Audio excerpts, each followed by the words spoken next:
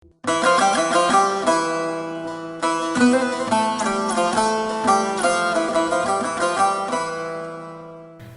Haji Harisa AS mengurus pesantren An-Nadlah hingga akhir hidupnya tahun 2013. Jalur pesantren dipilihnya sebagai jalan pengabdiannya. Hingar-bingar dunia politik tak membuatnya tergiur. Dia memang pernah menjadi ketua Rais Syuriah Nahdlatul Ulama Makassar, namun pesantren tetap menjadi fokus utamanya.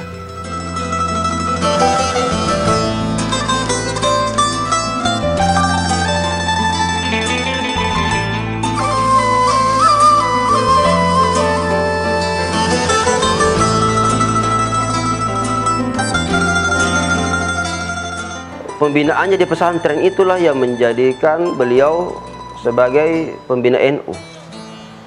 Atau dengan kata yang lebih sederhana adalah beliau mengurus NU melalui jalur pesantrennya.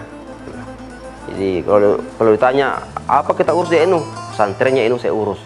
Dengan saya mengurus pesantrennya NU, saya melahirkan kader-kader NU. Itulah bentuk saya menjadi pengurus NU.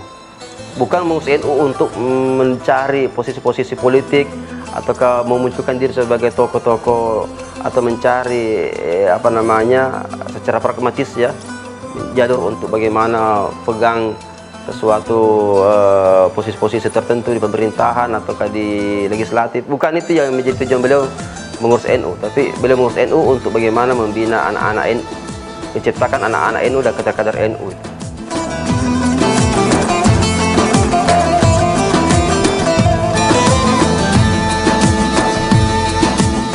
Kiai Haji Harisa merupakan sosok ulama yang memandang pendidikan sangat penting kedudukannya untuk memajukan umat.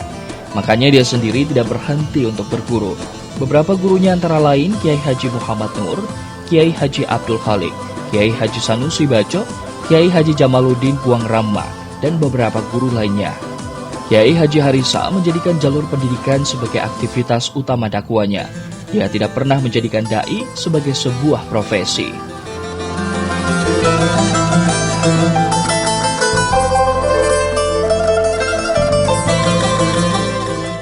Beliau juga adalah seorang dai ya, seorang mubalik, termasuk mubalik yang digemari oleh masyarakat waktu itu. Tapi saya beri catatan bahwa yang saya kenal dari beliau tidak pernah memfokuskan kegiatannya pada kegiatan dakwah. Artinya beliau tidak menjadikan dirinya sebagai profesi dai. Beliau dakwah itu sesuai dengan panggilan atau kebutuhan masyarakat. Artinya dakwah bagi beliau adalah pengabdian. Beliau tidak menjadikan itu sebagai profesi seperti dai-dai kita yang sekarang ini ada yang memang berprofesi sebagai dai. Beliau lebih fokus pada pendidikan, pada pengajian. Dakwah itu adalah karena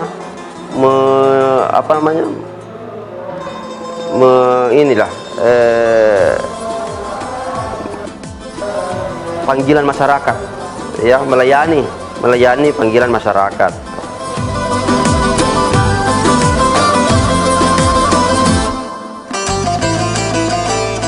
Dalam berdakwah, Kiai Haji Harisa selalu menampilkan kesederhanaan dan keikhlasan. Ya, saya lihat beliau menyampaikan dakwahnya itu pertama kesederhanaan. Kemudian saya lihat keikhlasannya. Keikhlasan yang nampak sekali dan tanpa dia menghiraukan halangan-halangan atau rintangan-rintangan yang bisa menghalangi dalam melanjutkan dia punya cita-cita untuk mendirikan pesantren. Tidak menjadi penghalang. Yang penting dia punya cita-cita dia. Karena inilah yang barangkali modal atau yang dimiliki ya itu anak-anak alumni dari pesantren Al-Sa'diyah, yaitu keikhlasan. Karena memang ada pesan. Kita punya anggota Kiai Muhammad Asad mengatakan, urus agamamu ni semua taufan Allah Ta'ala kebutuhanmu. Ada uruslah agama ini, insya Allah Tuhan akan tahu apa kau butuhkan. Itulah dengan berpegang dan dengan modal ini, maka dia dia berani untuk membangun atau mendirikan pesantren, walaupun misalnya pada waktu itu dia tidak punya modal yang besar, tapi dengan niat bahwa atau dengan bekal pesan Menteri Geruta Haji Muhammad Asad mengatakan bahwa uruslah agama, insya Allah Tuhan akan tahu apa kebutuhannya.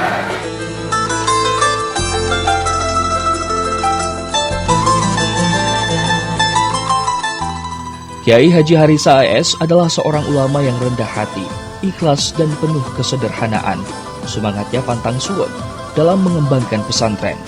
Pesantren An-Nahdlah inilah sebagai warisan paling berharga yang ditinggalkan.